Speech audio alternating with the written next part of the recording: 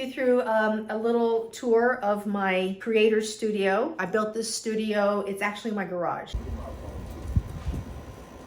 And my husband and I built this studio basically as a DIY, and it wasn't easy. So I just want to show you how we took a 100-year-old garage and turned it into a creator studio in 2023.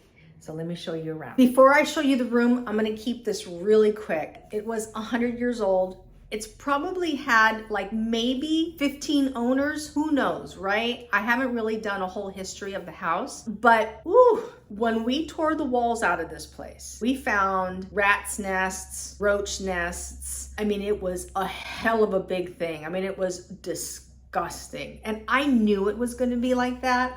Told my husband, I said, you know, there's going to be some effery behind those walls. I'm sure of it. And I mean, they were slated like the old fashioned, the way you used to build houses back then. They built slats and plaster this wall behind us was fully plastered. So we had to go in hand by hand and chisel it out. I'm going to put a video of me doing that here.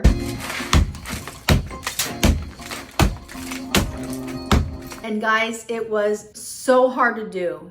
And you know, I'm sure there was a lot of asbestos flying around. We had, you know, gear to protect ourselves for that, and zero insulation. Like behind the walls was a gap, and then the next wall. And the next wall, of course, is the exterior wall. And so we would, you know, go through and tear out the slats, and behind it was mold, mildew, lots of rain has penetrated the wall. And so we had to go above and beyond, even because this wall's attached to a neighbor's house. We literally had to go to the neighbor's house and say, hey, we got leaks and we need to patch them up. And my husband spent like a good week or so literally on the leaks, a work. And literally the boards, you know, that are behind this wall. I'm gonna attach a video on this one. They were rotted, eaten out by rats. You could move them. There was no attachment. And on the other side of the wall was my neighbor's wall, which wasn't even a wall. It was drywall attached to our boards that was shaking. You gotta see it, it's crazy. You doing that? We're gonna fix it, but the wall isn't even attached.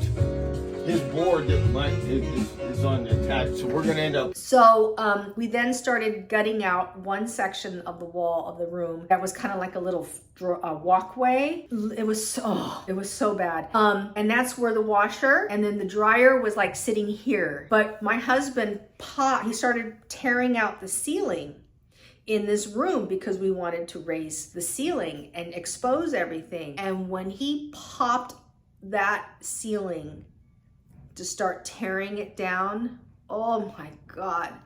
We're talking years and years of rat droppings, not like mice. I felt so bad for him. He had protective gear on, but it just showered him. It's such a crazy story. I don't even have an image of it because I was there, my mouth open, was like, oh my God.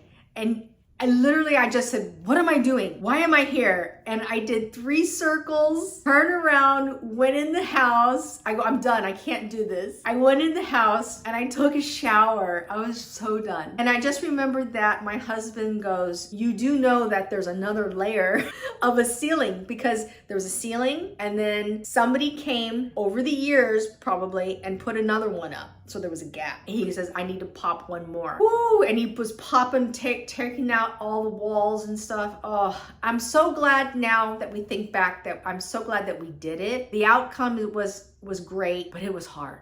You know, we had a lot of contractors who told us they wouldn't touch it. We had subcontractors who also did part of the work. There was some stuff that they wouldn't touch that we had to actually do ourselves. There were many times where we felt really abandoned by contractors and, you know, kind of like frustrated and maybe a little bit angry, you know, a little disappointed at how contractors handled their business. When we were ready to put the drywall up, well, we got the insulation in and we got a handyman to help us. He was so kind and generous, came over from a long distance and helped us put in the insulation. And after he finished the work, he even cut the extra door so we could have a way to get in. He cut in also another extra door for my laundry room, which I just love so much. But anyhow, he put the insulation in. This room holds temperatures. We have a heater and a air conditioner, and we had it installed. I love it, absolutely love it. And I'm gonna just show you around right now so that you can see all the little nooks. It's a little messy because we're still moving in. We're still okay. So this is where we're going to be doing most of our work and video editing. This is a dining room table. My side is on this side and my husband works on this side. I do have all my little trinkets here, along with a picture of President Kennedy. And then this is our heating, our ductless heating and air conditioning unit. The wall color is sandstone, and I love it. I love sandstone. I'm gonna do this to the entire house. And we have a television here where I'm able to connect it to my computer, do some video editing, but also some presentations that I do live on TikTok. And so I'm able to then present, you know, like little how-tos, some of my affiliate marketing stuff. I still want to put paintings on the wall, pictures. I have this one here that I hung. Like I said, I use command strips. I don't like to put holes in the wall. This is our printer. We're gonna fix this up. It's a little messy. I'm not happy with it. But my husband, you know, we just need it. Right now, it's just like utility. So we're gonna get that fixed up. And then over here is where I did my video where I was talking to you and I sat down, and I have my beautiful jade vase over here, my jade container. I love the color. I keep some of the blankets in this really pretty basket that I bought at Target for like 40 bucks. These chairs, we got these chairs from IKEA. We absolutely love them. We bought 2. This is just, you know, accent to the accent wall. The glass piece at the bottom is my mother-in-law's. She has since passed. Before she passed, she asked that I keep this for her and take care of it. She was French Canadian. Her name is Annette. So is the glass piece. Her name is Annette. I keep her with me and I treasure her. She's French crystal and it's mid-century and I absolutely love it. And I'm very glad she's in my creator studio.